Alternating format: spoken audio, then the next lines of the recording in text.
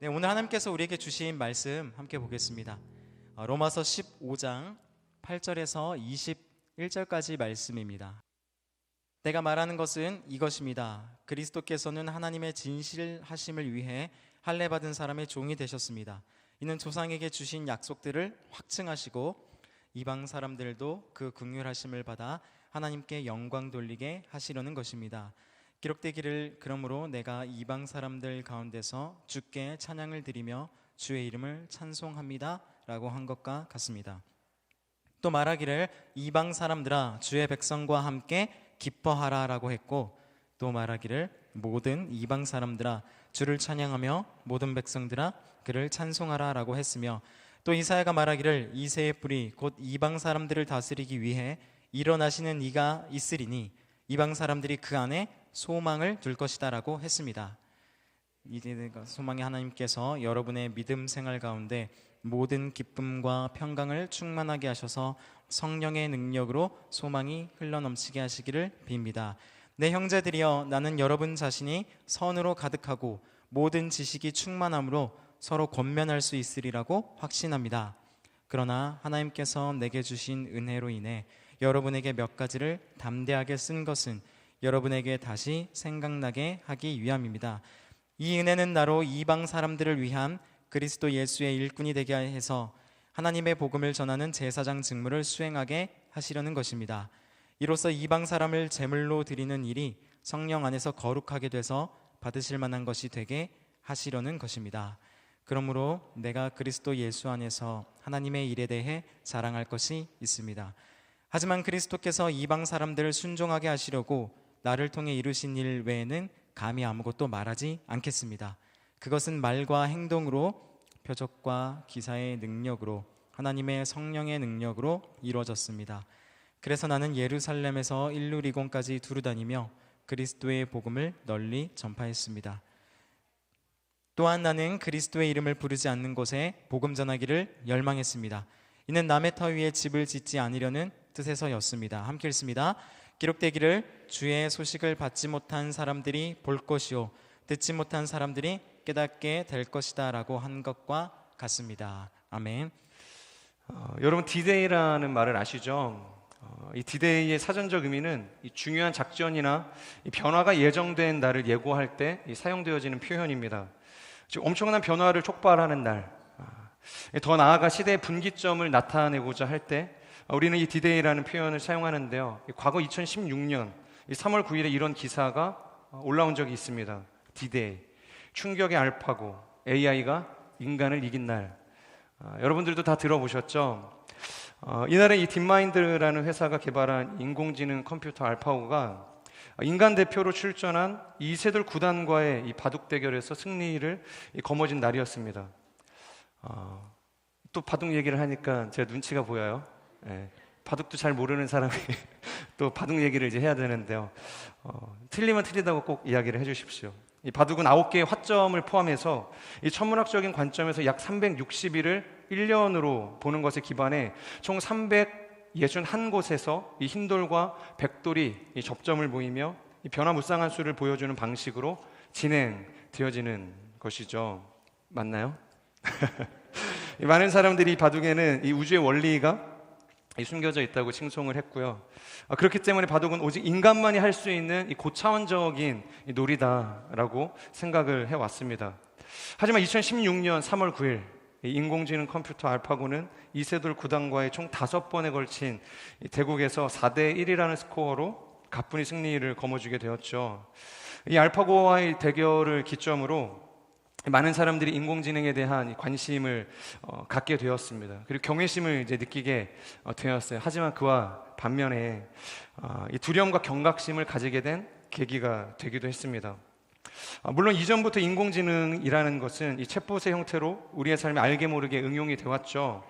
하지만 이 천년의 역사를 지니고 있으면서 그리고 고차원적인 사고가 반드시 바탕이 되어야만 할 수 있다고 여겼던 이 바둑에서 그것도 천재 기사가 패배했다는 사실은 전 세계적으로 정말 많은 사람들에게 충격을 줄 수밖에 없었습니다.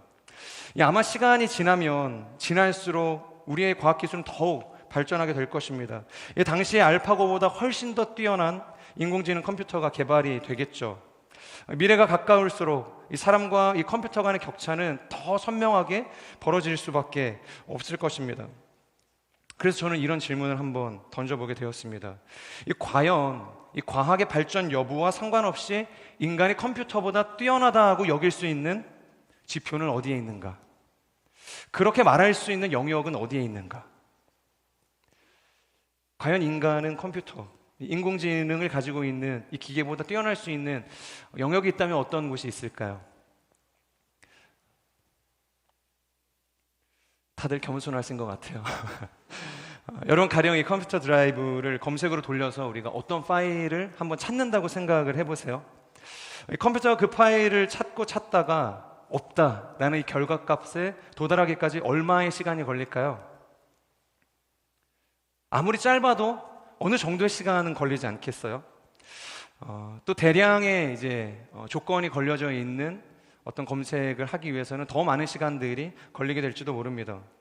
이 드라이브의 용량과 담겨진 파일이 크면 클수록 그 시간은 계속해서 비례하고 늘어나게 되겠죠. 하지만 이와 반대로 인간이 이 모른다를 인지하고 말하기까지의 시간은 얼마나 걸릴까요? 제가 한번 질문을 던져볼게요. 혹시 이곳에서 나는 우주 여행을 해본 적이 있다, 그런 분 계세요? 혹시 이곳에 나는 아이를 출산해 본 경험이 있다, 이제 무슨 질문을 하나 지금 그렇게 쳐다보시는데, 방금 제가 드린 질문을 우리의 머리가 연산해서 그 결과의 값을 도출하기까지 얼마의 시간이 걸렸나요? 혹은 yes 아니면 no, 나는 그런 경험이 있다, 없다. 제가 이 질문을 아마 던지기 전에 미리 그 계산이 끝나서 나는 없다고 이야기하는 경우, 나는 있다고 말하는 경우가 거의 찰나에 가까울 정도로 짧을 것이라는 거죠. 이처럼 우리 인간이 기계보다, 아무리 발전된 이 AI보다 유일하게 빠르고 낫다고 인정할 수 있는 영역이 있다면 그것은 아마도 이 모른다를 인정하는 이 반응 속도일 거라는 거예요. 도대체 이것이 무슨 장점이 될 수 있는가, 그런 생각이 드시는 분들도 있을지 모르겠습니다. 하지만 여러분, 아이러니하게도 인간이 바로 이 모른다는 것을 인정하면서부터 철학도 시작되었고 신학도 시작되었습니다. 바로 이 모름이라는 영역을 통해서 인간은 비로소 무한한 발전을 향해서 나아갈 수 있는 가능성을 얻게 되었다는 것이에요. 그렇기 때문에 여러분, 인간이 4차 산업혁명의 시대 속에서도 이 모름을 인정하는 것이, 우리는 할 수 없다는 것을 솔직하게 인정하는 것이 역설적이게도 인간이 이 AI보다 뛰어날 수 있다 이야기할 수 있는 유일한 지표가 될 수 있다는 것입니다. AI가 아무리 발전해도 인간을 뛰어넘을 수 없는 이유가 바로 이 모른다에 있다는 것이에요.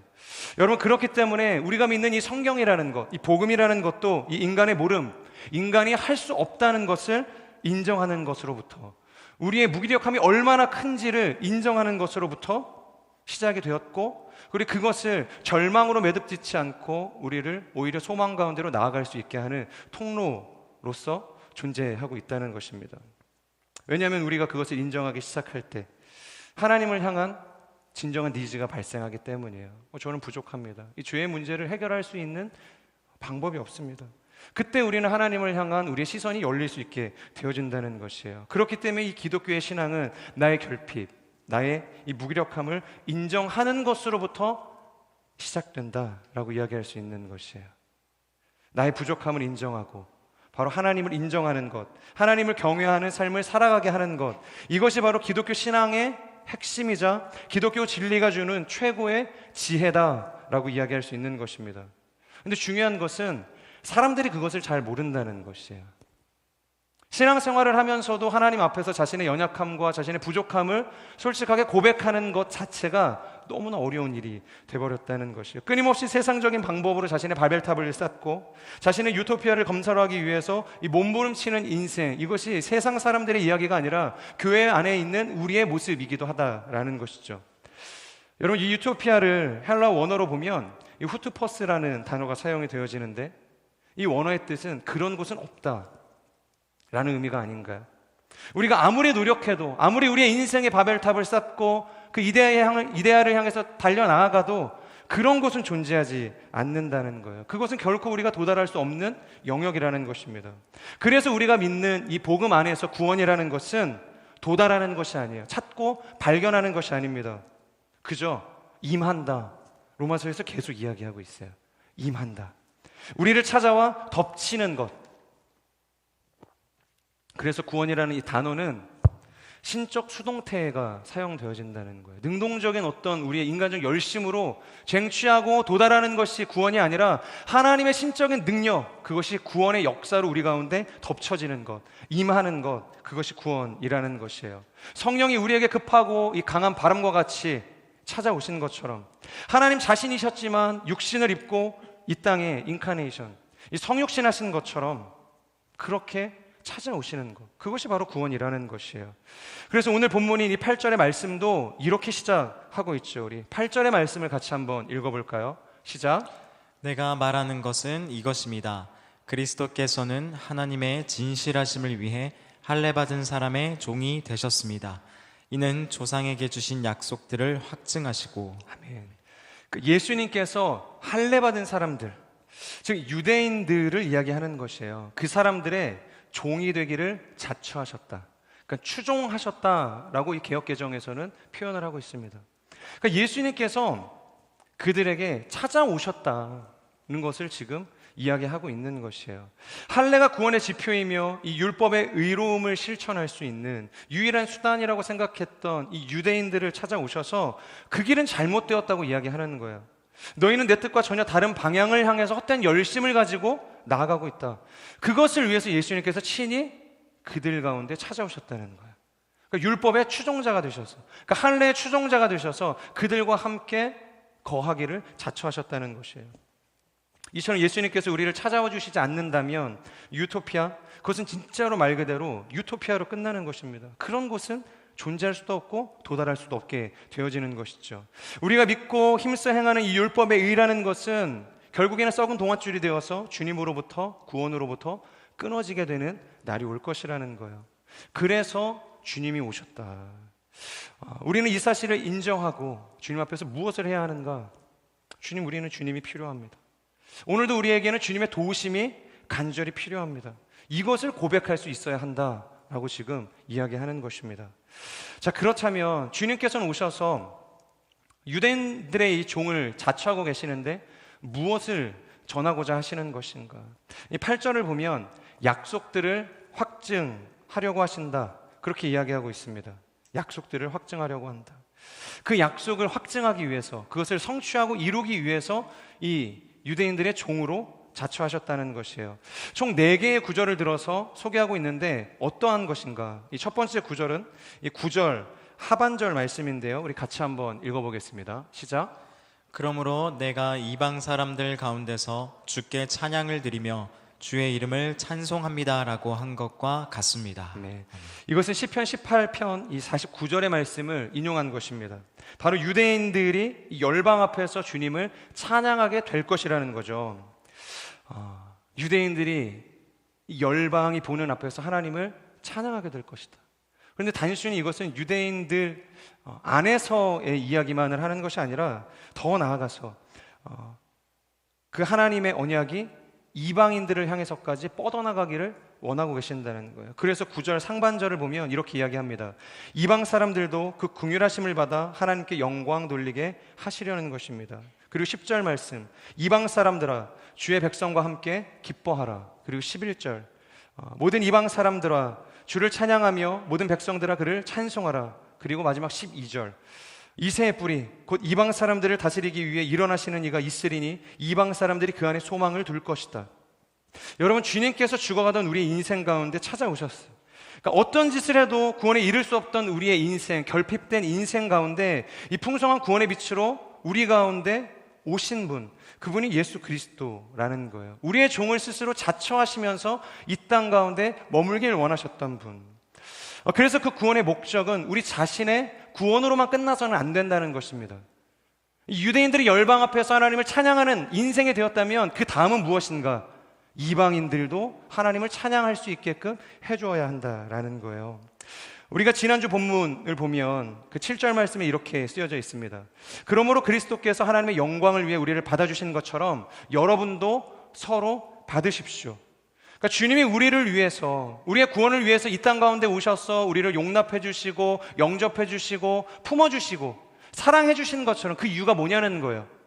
단순히 우리를 구원하시기 위해서, 물론 1차적으로는 그런 의미가 있죠. 하지만 2차적으로, 더 확장적으로는 그 사랑을 흘려보내는, 그래서 너희도 서로 받으라, 그렇게 사도 바울이 이야기하는 것입니다. 여러분, 우리가 무슨 자격이 있어서, 가치가 있어서 이 사랑의 방주, 이 구원의 방주에 탄 인생일까요? 그러니까 용납할 만한 어떠한 것이 있어서 하나님께서 괜찮네, 이렇게 우리를 용납하시고 품어주신 걸까요? 아니라는 거예요. 우리는 오직 하나님의 그 은혜, 그 말할 수 없는 그 하나님의 은혜, 그 값없는 은혜를 통해서 이 구원의 방주, 이 사랑의 방주에 타게 되었다는 것이에요. 그렇기 때문에 우리의 삶은 구원의 방주이면서 동시에 구조선이 될 수 있어야 하는 거예요. 하나님의 진실하심을 위해 유대인들의 종이 되시기를 자처했던 그분의 은혜와 사랑처럼 우리 또한 주를 알지 못하는 이들에게 가서 그 사랑을, 그 복음을 전할 수 있는 인생이 되어야 한다는 것이에요.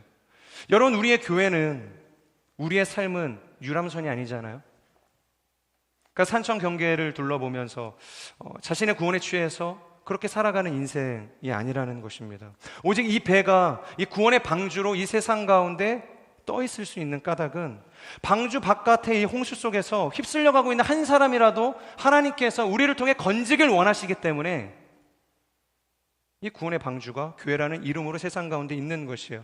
고람이라도 한번 지르고 밧줄이라도 한번 던져주면서 그럼에도 떠내려가는 사람은 없는지 부단히 좌우를 살피며 그 사람들을 살려내기 위해서, 구원하기 위해서 노력하는 인생, 그것이 바로 우리의 사명, 사랑받은 자들의 목적이라는 것입니다.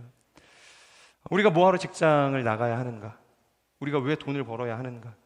왜 우리는 열심히 학창시절에 인서울에 목을 매야 하는가?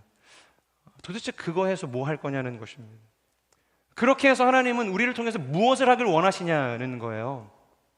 바로 나와 너를 가르고 우리와 저들이라는 장벽을 가지고 살아있던 모든 이 세상으로부터 하나님께서는 나와 너가 아니라 우리라는 이름, 교회라는 이름, 열방이라는 이름으로 한 소망을 노래하게 하시기 위해서, 한 소망의 하나님을 찾게 하시기 위해서 우리를 불러주셨다는 것입니다. 저는 우리의 삶이 바로 그 한 소망 안에서 유일하신 예수 그리스도, 그분만을 높여드릴 수 있는 인생이 되기를 주님의 이름으로 축복합니다. 그리고 이어지는 구절을 통해서 사도 바울은 계속해서 이 선교적 사명에 대해서 자신의 의견을 확장해 나가는 것을 볼 수 있습니다. 우리 16절의 말씀 같이 한번 읽겠습니다. 시작. 이 은혜는 나로 이방 사람들을 위한 그리스도 예수의 일꾼이 되게 해서 하나님의 복음을 전하는 제사장 직무를 수행하게 하시려는 것입니다. 이로써 이방 사람을 제물로 드리는 일이 성령 안에서 거룩하게 돼서 받으실 만한 것이 되게 하시려는 것입니다. 아멘. 먼저 16절 이 상반절을 보면요, 이 은혜라는 표현이 나오는 것을 볼 수 있어요. 이 은혜. 이것을 세 번역으로 살펴보면 하나님께서 이 은혜를 내게 주신 것은 이라고 번역을 하고 있는데요, 이 말을 쉽게 말하면 이런 겁니다. 그러니까 사도 바울은 하나님께서 자신에게 은혜를 주신 이유를 분명하게 알고 있는 사람이었다는 거예요. 내가 왜 이 은혜를 받았는지를 분명하게 알고 있는 사람이었어요. 왜 이 은혜를 받아서 가보지도 못한 이 로마를 향해서 이런 편지를 쓰고 있는가, 이 16장이나 되는 이 거대한 복음서를 쓰고 있게 하는가, 그 이유를 알고 있었다는 거예요. 여러분, 우리는 매일같이 하나님의 은혜 속에서 살아가는 존재입니다. 참으로 감사하죠. 하나님의 은혜가 구하지 않아도 주어지는 이 삶 속에서 우리는 살아가는 거예요. 하지만 그 은혜 앞에 왜라는 질문을 가지고 살아가는 이가 얼마나 되냐라는 것이죠. 왜 하나님께서 나에게 이런 구하지도 않은 은혜를 주셨는가에 대해서 고민하고 기도하고 그 마음을 헤아려 보려 하는 사람들이 얼마나 되냐는 것입니다. 요한복음 13장을 보면 예수님께서 제자들과 이 마지막 만찬을 하시던 중에 그 식탁을 치우시고 일어나서 제자의 발을 닦아주기 시작하세요. 하나님의 아들 예수 그리스도께서 무릎을 꿇으시고 자신의 발을 닦아주신다? 그분의 손으로 직접 발을 씻겨주실 때 여러분, 그 모습을 눈앞에서 지켜보는 것만으로도 얼마나 큰 영광이겠어요? 얼마나 그것이 큰 은혜일까요? 창세 이래로 그리고 이 세상의 종말의 때까지 셀 수 없는 많은 사람들이 태어나고 죽기를 반복하겠죠. 하지만 그럼에도 불구하고 그분이 친히 행하신 이 세족식을 체험한 사람은 12명에 불과할 거라는 거예요. 그렇게 생각하면 정말 말로 다 할 수 없는 은혜를 이 12명의 제자들이 받았다는 것입니다. 그런데 그 은혜보다 여기서 더 중요한 것은 제자들이 왜 제 발을 닦아주십니까? 왜 이런 감당할 수 없는 은혜를 베푸십니까? 라고 질문을 했을 때 예수님이 뭐라고 이야기하시는가? 요한복음 13장 15절에 이렇게 이야기합니다. 내가 너희에게 행한 대로 너희도 행하게 하기 위해 내가 본을 보여주었다. 자신이 행한 것을 제자들도 행하게 하시기 위해서 본을 보여주셨다 이야기하고 있어요. 여러분, 이러고 만약 제자들이 예수님 버리고 숨었다면, 예루살렘에 머물러서 기도해라, 약속한 성령을 받아라, 그렇게 이야기하고 승천하셨는데 도망갔어. 기도 안 했어. 그래서 성령 못 받았어요. 그럼 예수님의 그 죽음이 얼마나 비극적인 죽음으로 마무리가 됐겠어요. 하지만 그 은혜를 알았기 때문에, 내가 왜 이 은혜를 받을 수밖에 없었는지 그 목적을 알았기 때문에 제자들의 이후의 삶이 완전히 달라진 것 아닙니까? 사랑하는 여러분, 우리의 삶, 우리가 살아가는 일상 속에서 얼마나 많은 은혜를 우리가 경험하고 누리며 살아가고 있습니까? 다시 말하지만 너무 감사한 일인 거예요. 하지만 그것이 감사로 그저 끝나는 것이 아니라, 단순히 누리는 것으로 머물러 있는 것이 아니라, 그 은혜의 종착지가, 그 은혜의 목적이 무엇인지를 분명히 알고 분별할 수 있는 지혜가 있기를 주님의 이름으로 축복합니다. 만약 우리가 그것을 분별하지 못한다면 우리는 마치 한 달란트를 땅에 파묻고 주인이 돌아왔을 때 주인을 통해서 악하고 게으른 종을, 그런 주님의 그 심판과 같은 경고의 메시지를 받을 수밖에 없는 인생을 면하지 못할 것입니다. 그래서 이 사도 바울은 자신에게 이 은혜를 주신 목적, 로마서를 쓰게 하신 목적이 무엇인가에 대해서 세 가지 이야기로 전하고 있는데요. 첫 번째, 무엇이냐면 나로 이방 사람들을 위한 그리스도 예수의 일꾼이 되게 하시려고. 우리 같이 한번 읽어볼까요? 시작. 나로 이방 사람들을 위한 그리스도 예수의 일꾼이 되게 하시려고. 즉 자신으로 하여금 이방 사람들을 이 복음으로 이끄는 일꾼으로 삼기 위해서 예수님께서 이런 은혜를 자신에게 주셨다 고백한 거예요. 그런데 여기서 그 목적만큼이나 중요한 것이 있다면 바로 사도 바울이 사용하고 있는 일꾼이라는 표현입니다. 여러분, 바울이 예수님을 최초로 만났던 시점에 이 사도행전의 기록들을 살펴보면요, 자신을 표현할 때 뭐라고 이야기하냐면 예수님의 종이라고 이야기를 하거든요. 그러니까 종이라는 표현을 거의 대부분 사용하고 있는 것을 볼 수 있습니다.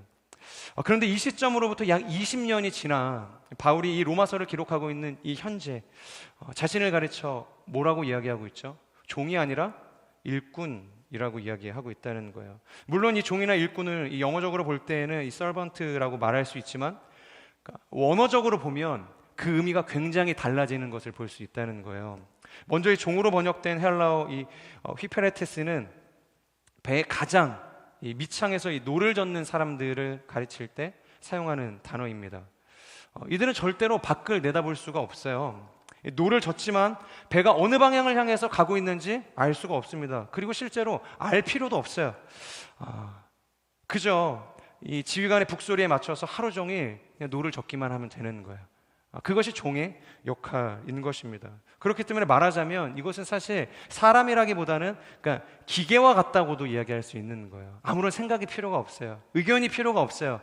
감정이 필요 없어요. 그냥 시키는 대로 하는 기계와 같은 것이에요. 하지만 반대로 일꾼으로 번역된 이 헬라어 레이트로고스는 단순히 이 기계적인 차원을 넘어서서 주인이 명령을 하면 도대체 왜 그 명령을 내리셨는가, 그 이유를 깨닫는 단계까지를 포함하는 거예요. 그리고 자신의 이성과 이 지성과 이 인격과 의지의 모든 것을 다해서 이 자발적으로 적극적으로 이 주인의 명령을 이루기 위해서 최선의 삶을 살아내는 것, 이런 인생을 일꾼이라고 이야기한다는 것이에요. 따라서 이 종이라는 것은 기계와도 같지만, 기계와 닮은 사람이지만 이 일꾼은 하나님의 형상을 닮아가는 사람이라는 것이에요. 이 과거의 바울은 주님께서 왜 자신을 부르셨는지, 왜 자신이 주님을 따라야 하는지 왜 복음을 믿고 전해야 하는지, 그 이유를 종과 같은 마음으로 받아들였다는 거예요. 하지만 이제는 주님과 함께했던 그 20년의 시간을 통해 자신의 삶을 자발적으로 헌신적으로 드리면서 하나님을 위해서 생각하고 고민하고 기도하는 이 성장과 성숙된 인생으로 바뀌게 되었다는 것입니다. 사랑하는 여러분, 우리의 인생은 어떻습니까? 여러분, 왜 예배를 드리세요? 왜 일요일에도 예배를 드리고 토요일에도 예배를 드리나요? 그냥 한 예배 선택해서 드리면 편하잖아요. 하나라도 열심히 드리면 더 온전히 섬길 수 있잖아요. 왜 우리가 찬양을 하죠? 왜 우리가 통독을 하고 순모임을 하고 다음 주에 있어야 10시간 철야 가야 되나 말아야 되나 그 마음의 짐을 가지고서 기도를 해야 하나요? 그냥 종과 같은 마음으로 묻지도 따지지도 않고 그냥 교회에 와 있으니까 그저 해야 되는 걸까? 물론 그 마음은 또 귀한 것이죠. 그 마음으로 출발하는 것은 정말로 중요한 일입니다. 하지만 하나님께서 왜 우리에게 그러한 예배를 원하시는가? 왜 그러한 묵상의 삶을 살아내기를 원하는가? 왜 내가 밤을 새며 철야를 하며 그 되도 안 되는 그 체력을 어떻게든 극복해 보면서 기도를 해야 하는가? 그 하나님의 마음에 접속이 돼서 우리가 기도하게 될 때 오히려 하나님이 주시는 그 은혜와 그 자비와 그 기쁨이 훨씬 더 풍성하게 될 것이라는 거예요. 성숙과 성장의 열매가 그 우리의 헌신과 그 사명 앞에 부어지게 될 것이라는 것입니다. 저는 그래서 우리가 종과 같은 단순히 기계적인 열심을 가지고 하나님을 섬기고 예배하는 것이 아니라, 그래서 왜요? 주님 앞에 묻지도 따지지도 않고 그렇게 열심히 하는 게 미덕은 아닙니다. 그래서 기도하면서 왜 우리가 이것을 해야 하는가? 이것을 해야 한다면 하나님 정말로 그 분명한 이유와 확신과 또 은혜 안에 우리가 거할 수 있도록 알려주십시오. 그렇게 기도하면서 지금보다 더 성숙하고 성장되어지는 신앙의 열매를 맺을 수 있는 그런 인생이 되기를 주님의 이름으로 축복합니다. 그리고 은혜를 주신 두 번째 이유에 대해서 16절 중반에서 이야기하고 있는데요, 하나님의 복음을 전하는 제사장 직무를 수행하게 하시려는 것. 우리 한 번 더 읽겠습니다. 하나님 복음을 전하는 제사장 직무를 수행하게 하시려는 것. 여러분, 이 제사장의 역할은요, 이 백성들의 죄를 대신해서 짊어지고 하나님 앞에 서 있던 인물이었죠. 그의 직무를 통해서 이 백성들의 죄에 대한 이 사죄의 유무가 결정이 되었습니다. 특히 1년에 한 번 이 대속죄일 같은 경우는 이스라엘의 모든 짐을, 이 죄를 짊어지고 이 대제사장이 이 지성소로 나아갔다라고 표현할 만큼 이 제사장의 죄에 대해서 담당하는 역할이 컸다는 것을 의미하고 있어요. 하지만 신약에 와서 예수님께서 우리에게 구속해 주시고 그 십자가의 은혜를 제공해 주시고 난 이후에 더 이상 이 짐승의 제사가 필요 없게 되었죠. 그러니까 짐승의 제사를 우리를 위해서 대신 드려줄 그 제사장의 역할이 필요 없게 되었다는 거예요. 이 혈통과 가문에 의해서 세워진 제사장이 더 이상 의미가 없게 되었다는 것입니다. 그런데 중요한 것은 이제 그런 존재는 필요 없게 되었지만, 짐승의 제사를 드리는 이 제사장은 사라지게 되었지만, 우리 모두가 바로 그 제사장 역할을 감당하는 각각의 존재로 부르심을 받게 되었다는 거예요. 그것을 베드로전서 2장 9절에서 이야기하죠. 우리 함께 읽겠습니다. 시작. 그러나 여러분은 택하신 족속이요 왕 같은 제사장들이요 거룩한 나라요 그분의 소유된 백성이니 이는 여러분을 어둠에서 불러내어 그분의 놀라운 빛으로 들어가게 하신 분의 덕을 선포하게 하기 위한 것입니다. 아멘. 정말 놀라운 축복입니다. 하나님의 그 아름다운 구원, 그 아름다운 덕을 선포할 수 있는 하나님의 그 복음의 제사장 역할을 우리 모두에게 맡겨주셨다는 거예요. 축복이죠. 하지만 반대로 두려울 만큼의 강력한 책임도 뒤따른다는 것이에요. 왜냐하면 우리가 침묵하면 복음도 죽기 때문이에요. 우리가 제사장직이 똑바로 못하면 어두움은 여전히 어둠에 머물게 된다는 것이, 하나님의 복음은 이 어둠에 가리워져서 세상 가운데 빛으로 드러날 수 없게 되어진다는 거예요. 그분이 행하신 일들이 아무리 놀랍고 위대한 일일지라도 그것을 아무도 볼 수도 없고 아무도 듣지도 못하고 아무도 마음에 품을 수 없게 되어진다는 거예요. 그래서 주님도 복음서를 보면 바리새인들을 향해서 외치잖아요. 너희가 침묵하면 돌들이 소리를 지를 것이다. 그럼 괜찮다는 얘기예요? 그런 이야기가 아니죠. 그러니까 침묵하지 말라고 이야기하는 겁니다. 여러분, 돌들이 일어나서 하나님을 찬양하는 게 정상적인 일일까요? 생명체가 아닌 어떤 그 물체가 갑자기 생명력을 가지고 일어나서 하나님을 찬양하는 게 말이 안 되는 일이잖아요. 그만큼 침묵하는 것이 하나님 관점에서 말도 안 된다는 이야기를 하는 거예요. 그러니까 침묵하지 말아라. 그런 일이 일어날 때 말할 수 없는 돌들이라도 외치게 만드는 그런 말도 안 되는 일이 일어나게 될 것이다. 사랑하는 여러분, 그렇기 때문에 침묵하지 마십시오. 복음 앞에서 그것을 방관하지 마십시오. 외면하지 마세요. 하나님의 아름다운 덕을 선포할 수 있는 거룩한 제사장으로 살아갈 수 있길 주님의 이름으로 축복합니다. 마지막 세 번째 이유인데요, 16절 하반절에서 이렇게 이야기하고 있죠. 이방 사람을 제물로 드리는 일이 성령 안에서 거룩하게 돼서 받으실 만한 것이 되게 하시려는 것이다. 우리 함께 읽어볼까요? 시작. 이방 사람을 제물로 드리는 일이 성령 안에서 거룩하게 돼서 받으실 만한 것이 되게 하시려는 것이다. 만약 내가 복음을 전하면 이방 사람들일지라도 성령 안에서 거룩하게 될 것이고 하나님께서 기쁘게 받으실 만한 제물로 변하게 될 것이다. 즉, 한 인간을 변화시키고 새롭게 하는 성령님의 도구로 그들을 삼아가시기 위해서 이 은혜를 내게 베풀어 주셨다는 거예요. 여러분 믿으세요? 나를 통해서 믿지 않은 누군가가 하나님께서 기쁘게 받으실 만한 거룩한 예배를 드리는 하나님의 사람으로 회복될 것이라는 믿음이 있으신가요? 그렇다면 복음을 전하셔야 돼요. 침묵하시면 안 됩니다. 방관하시면 안 되는 거예요. 잠잠하시면 안 됩니다. 복음을 전할 수 있어야 돼요. 여러분들의 직장을 한번 떠올려 보세요. 귀신 들린 이 사울과 같은 이 직장 상사가 있으신가요? 말이 안 통하는 상사가 있어요. 뭔가 이게 히스테리를 나와 대화를 하는 걸 통해서 풀어 가려는 그런 어떤 상종하고 싶지 않은 분이 계신가요? 아니면 말이 통하지 않는 부모님이 계실지도 모르고 가까운 지인들이 있을지도 모르겠어요. 그 사람만 보면 우라가 치밀고 들이받고 싶어지게 만드는 그런 존재가 반드시 있다는 거예요. 그럼 어떻게 하시나요, 여러분들은? 잠잠히 피하시잖아요. 아니면 잠잠히 기도를 하시거나. 근데 사도 바울은 뭐라고 이야기하는가? 복음을 전해라. 하나님의 말씀을 전하라고 이야기하는 것입니다. 피하고 저주하지 말고 하나님께 왜 나는 뭐 평생 직장 생활하면서 이 신앙에 좋은 동역자 주시지 않냐고 이렇게 하나님 앞에 이렇게 원망의 볼멘소리 하는 것이 아니라 복음 전하라고 이야기하는 것입니다. 왜냐하면 우리가 방금 읽은 것처럼 이방 사람을 제물로 드리는 일이 성령 안에서 거룩하게 될 것이기 때문에 그 사람들에게 우리가 믿음을 가지고 복음을 전하기 시작할 때 성령께서 역사하실 것이고 그 사람들의 존재를 완전 뒤집어 엎으실 만한 하나님께서 기쁘게 받으실 만한 존재로 빚어가실 것이기 때문에 우리가 믿음을 가지고 복음을 전할 수 있어야 한다는 거예요. 여러분 신앙의 세계는요 언제나 이 부익부 빈익빈이 작용이 되어집니다. 부한 사람은 계속 부해요. 가난한 사람은 계속해서 가난해요. 은혜가 안 된다고 생각을 하시는 분이 있을지도 모르겠어요. 여러분 주님 말씀대로 해본 사람은 성령의 은혜를 확인하고 결국에는 또다시 그 말씀대로 살아갈 수밖에 없게 돼요.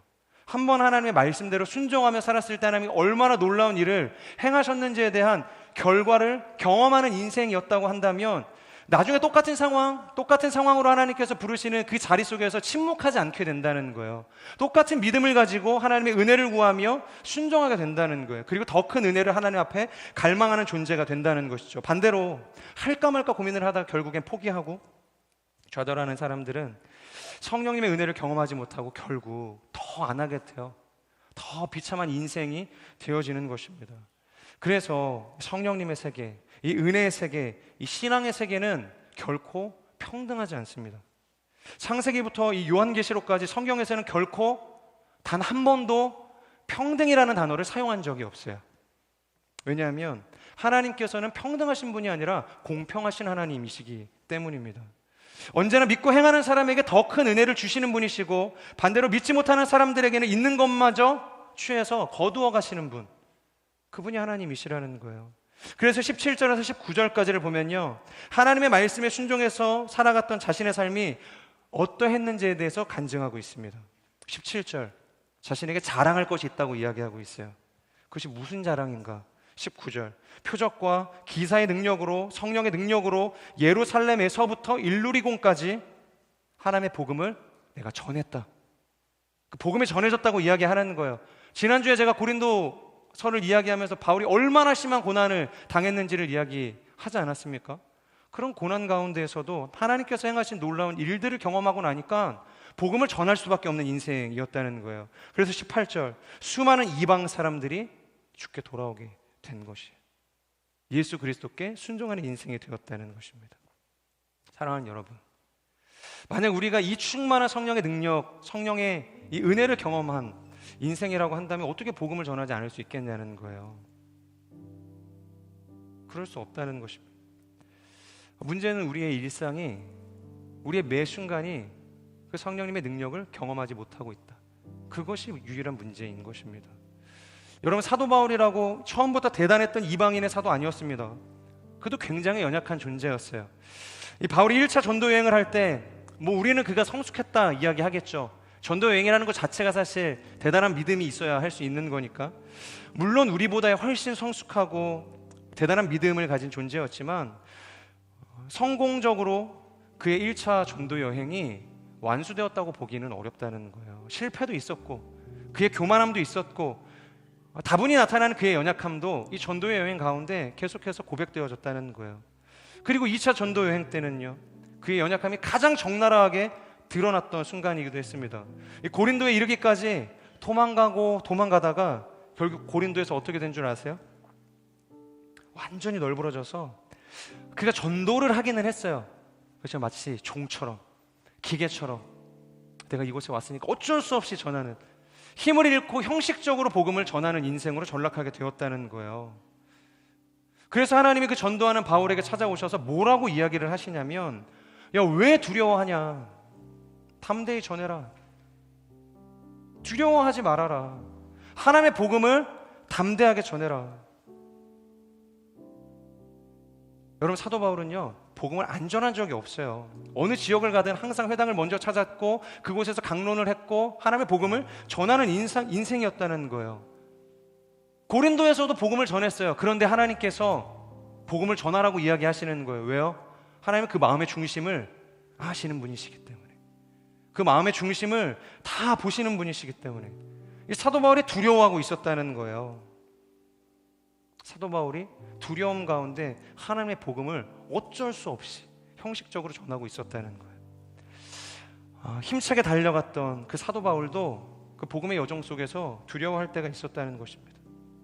그런데 중요한 것이 무엇이냐면, 고린도에서 그 경험을 통해서 힘주시는 하나님의 은혜를 경험하고 나서 사도 바울은 다시 일어나게 되었다는 거예요. 그리고 이어진 이 3차 전도 여행을 돌 무렵쯤에는 정말로 강력한 인생이 되었죠. 여러분, 그곳에서 무슨 담력을 얻어요? 이 사도행전 20장을 보면 우리 지난주에도 나눴죠. 예루살렘을 향해서 달려갈 수 있는 담력을 얻었어요. 어떠한 환란이 나를 기다릴지 내가 알지 못한다. 어떤 핍박이 있을지 내가 알지 못한다. 하지만 주 예수께 받은 사명, 곧 하나님의 은혜의 복음을 증거하는 일을 마치기까지 나는 내 생명을 조금도 귀한 것으로 여기지 않는다. 하나님의 뜻이기 때문에 나는 갈 수 있다. 그렇게 이야기하는 것입니다. 로마로 가서 죽을 수 있을지 몰라도 그것이 만약 하나님의 부르심이고 하나님의 뜻이라고 한다면, 나의 죽음이 이 로마에 복음을 전할 수 있는 길이라고 한다면 간다는 거예요. 그렇게 사도 바울이 담대해질 수 있었다는 것입니다. 그리고 로마서를 쓸 때쯤, 여러분, 그 돌아가는 과정, 길들이 막히는 과정이 없었다면 여러분, 로마서는 결코 쓰여질 수 없었을 것입니다. 이 복음의 함축적인 이 의미가 담긴 이 교리서와 같은, 그래서 작은 복음서라고도 이야기할 수 있을 만큼의 이 치밀한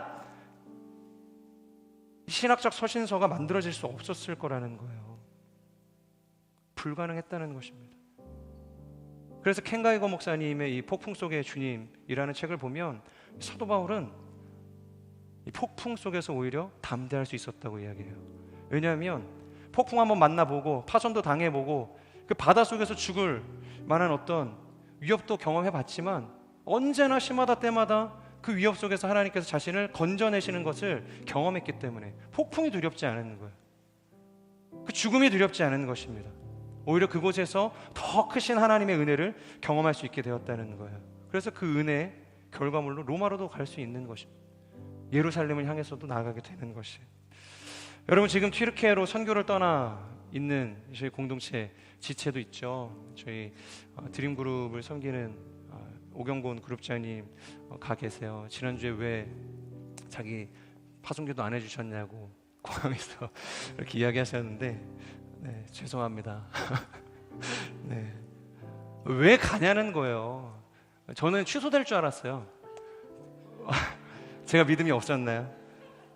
왜냐하면 이 팀이 모집이 되고서 약진이라고 표현이 됐지만 6.0 이상의 지진이 2번 이상 그 지역에서 계속적으로 있었다는 거예요. 그러니까 안전지대가 아닙니다. 위험 지역인 거예요. 그러니까 생명을 걸고서 사실 가야만 하는 선교지가 된 거예요. 그냥 가서 단순히 그냥 텐트 좀 이렇게 나눠주고 뭔가 생필품 전해주는 그 정도의 수준이 아니라는 거예요. 그러다 지진 한번 나서 잘못되면 죽을 수도 있는 거예요. 그곳에서 순교할 수도 있는 것입니다. 그런데 왜 그럼에도 불구하고 그곳을 향해서 나아가냐는 거예요. 하나님께서 주신 은혜가 있기 때문에 가는 겁니다. 시간이 있고 뭐 체력적으로 남아 돌아서 그곳에 가는 거 아니에요. 하나님께서 나에게 주신 은혜가 있기 때문에, 그리고 그곳에서 나에게 주신 은혜가 더 클 것을 알기 때문에 그 목표, 그 부르심, 그 목적 하나 붙들고 달려가는 것입니다. 주님이 우리를 받아주신 것처럼, 그 사랑으로 우리를 용납해 주신 것처럼 자신도 누군가를 용납하기 위해서, 그 사랑으로 영접하기 위해서 그 은혜를 가지고 그곳으로 가는 것입니다. 저는 우리의 삶도 그 하나님의 은혜 위에 우리의 인생의 분명한 목표가 세워지고 보이는 현실 때문에 간다 안 간다, 한다 안 한다를 논하는 수준을 넘어서서 하나님의 부르심이기에 그것을 내가 순종한다, 아니면 스테이, 기도하고 하나님의 음성을 더 구해보겠다, 이렇게 이야기할 수 있는, 그래서 우리의 삶도 하나님께서 원하시는 열방이 서로를 받고 한 소망의 하나님을 찬양하게 하는 거룩한 통로로 세워질 수 있는 그런 인생이 되기를 주님의 이름으로 축복합니다. 우리 주신 말씀을 기억하면서 함께 기도하겠습니다. 하나님께서 우리 가운데 구원을 베푸시고 오늘도 이곳에서 하나님을 예배할 수 있게 하신 그 이유는 무엇인가? 단순히 우리가 자격이 있어서가 아니라 우리가 열방 앞에서 주님을 찬양해야 할 것이고, 그리고 그것을 넘어서 열방 또한 주님을 함께 찬양하게 될 그날을 하나님께서 고대하시기에 우리를 이 구원의 방주 가운데 세우셨음을 우리가 믿음으로 고백합니다. 그래서 안주하지 않게 하여 주시옵소서. 우리 가운데 복음의 제사장직을 맡겨주신 그 하나님의 거룩한 부르심을 가지고 오늘도 우리가 힘써 달려가게 하여 주시옵소서. 침묵하지 않게 하여 주시옵소서. 안주하지 않게 하여 주시고 외면하지 않게 하여 주시고 우리를 부르신 하나님의 그 거룩한 부르심을 향하여서 달려나아갈 수 있는 하나님의 선교적 소망과 사명을 가지고 나아갈 수 있는 하나님의 사람들이 될 수 있도록 역사하여 주시옵소서. 우리 주여 간절히 선포하며 동성으로 기도하며 나아가겠습니다. 주여,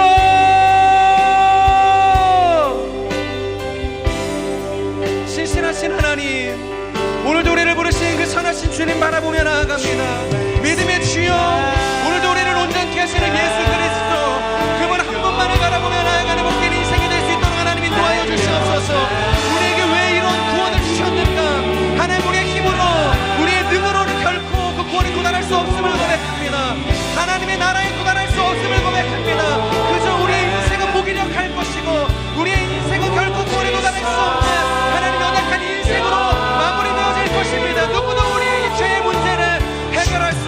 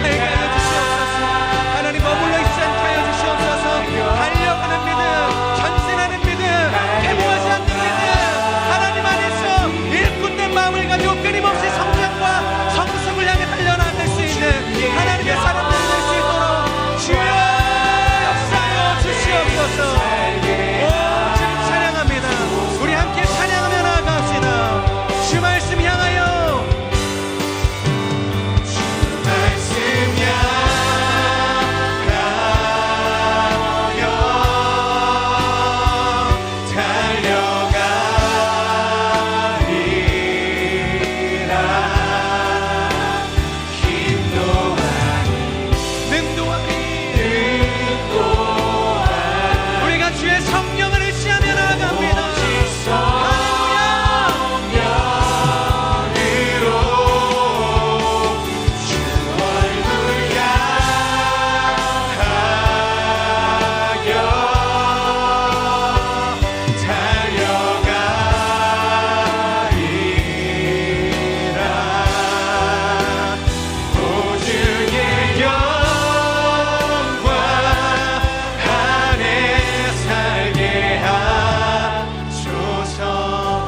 마지막으로 한 번 더 기도하며 나아가겠습니다. 하나님, 이 튀르키예 땅을 주님 손에 올려드립니다.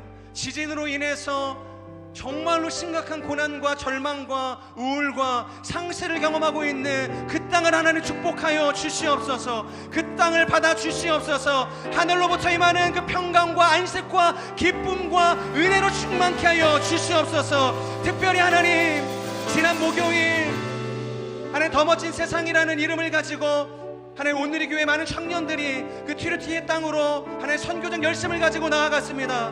하나님 그 모든 걸음 가운데 하나님 역사하여 주시옵소서. 하나님께서 그들 가운데 하나님 놀라운 능력으로 역사하여 주시옵소서. 그들의 모든 호흡과 하나님 내걷는 그 걸음 하나하나가 하나님 생명력 있는 성령의 하나님 운동의 통로가 되어질 수 있도록, 구원의 하나님 통로가 되어질 수 있도록, 사랑의 통로가 되어질 수 있도록 성령 하나님 역사하여 주시옵소서.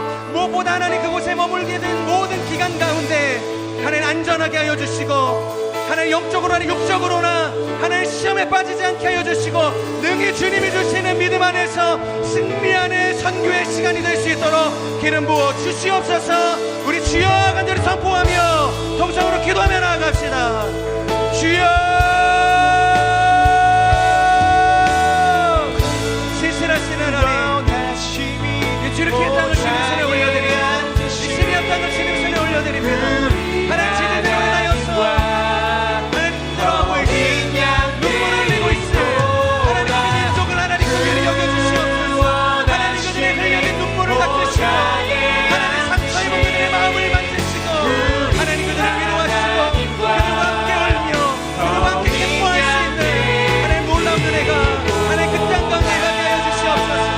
하나님 더 멋진 세상이라는 이름으로 하나님 우리 대학 청년부에서 하나님 많은 청년들이 하나님 성령의 열심을 가지고 나아갑니다. 특히 하나님 하나님 믿음으로 그 시간을 남겨드리고 한 걸음을 주 앞에 올려드리며 나아가네. 하나님 그 모든 그 믿음의 고난 가운데 하나님 걸음 가운데 하나님의 마지막 씀는 은혜와 능력으로 하나님 채워주시옵소서. 하나님 가족 열심이 아니라 하나님의 은혜를 따라서 일어나는 하나님 거룩한 시간 선교의 열매를 맺는 하나님 귀한 역사가 있게 하여 주시옵소서. 주님을 바라고 주님을 구하고 주님을 찬양합니다.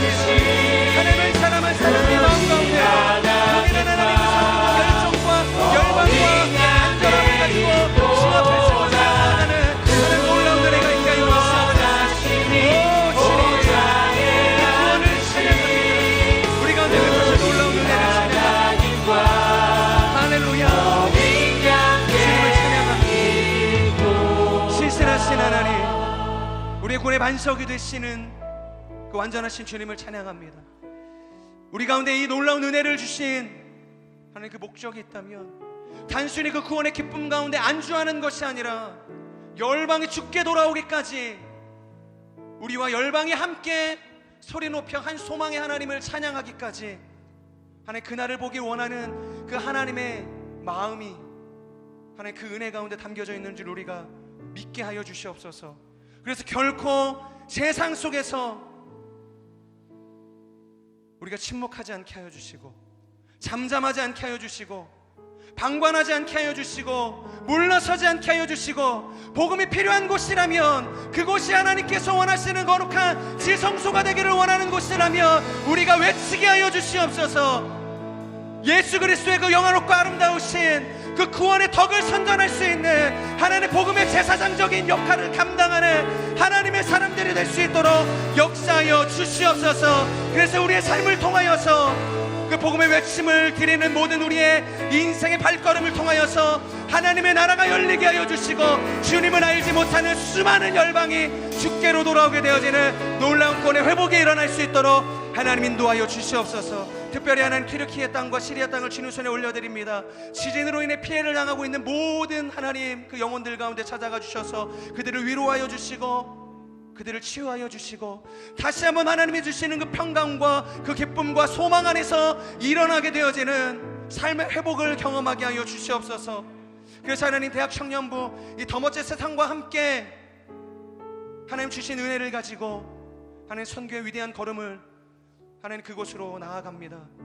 하나님 모든 시간 가운데 생명력 있는 하나님의 말씀이 흘러가게 하여 주시고 우리 가운데 베푸신 하나님의 그 사랑과 자비와 위로가 흘러가게 하여 주시고 무엇보다 치열한 그 영적인 그 싸움터에서 흔들리지 않게 하여 주시고 믿음으로 승리할 수 있는 하나님 위대한 선교 그들을 통하여서 이루어질 수 있도록 하나님 인도하여 주시옵소서. 그래서 오고 가는 모든 시간 가운데 영적으로나 육적으로나 곤비치 않게 하여 주시고 하나님이 주시는 은혜 안에서 안전하게 하여 주시옵소서. 우리 또한 하나님 그들의 마음을 우리의 가슴 가운데 품고 우리를 보내시는 삶의 수많은 자리로 나아가 하나님 선교적 열심으로 하나님의 구원의 통로로 하나님 삶을 살아낼 수 있는 거룩한 삶이 열리게 하여 주시옵소서. 이렇게 함께 하실 주님을 찬양하오며 존귀하신 예수 그리스도의 이름으로 감사하며 기도합니다. 아멘. 우리 기도를 받으신 주님 앞에 우리 감사의 박수 올려드립시다. 할렐루야. 주님을 찬양합니다. 아멘.